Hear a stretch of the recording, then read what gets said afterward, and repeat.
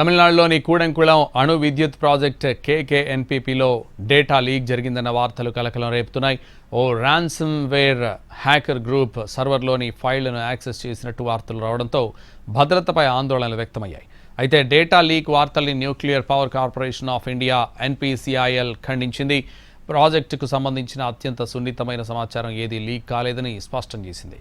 హ్యాకర్లు పొందినట్లు చెబుతున్న సమాచారం కీలకమైంది కాదని ఎన్పీసీఐఎల్ తెలిపింది.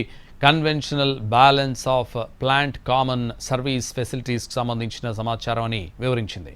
రియాక్టర్ల రూపకల్పన, అణు భద్రత, కీలక నియంత్రణ వ్యవస్థలు వంటి వ్యూహాత్మక సమాచారం ఏదీ లీక్ కాలేదని స్పష్టం చేసింది ఎన్పీసీఐఎల్.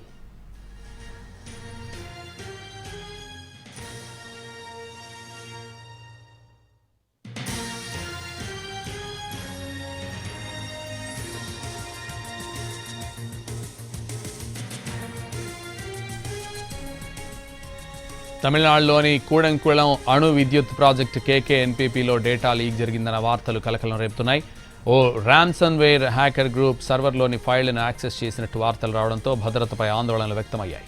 అయితే డేటా లీక్ వార్తల్ని nuclear power corporation of India NPCIL ఖండించింది. ప్రాజెక్టుకు సంబంధించిన అత్యంత సున్నితమైన సమాచారం ఏదీ లీక్ కాలేదని స్పష్టం చేసింది. హ్యాకర్లు పొందినట్లు చెబుతున్న సమాచారం కీలకమైంది కాదని ఎన్పీసీఐఎల్ తెలిపింది.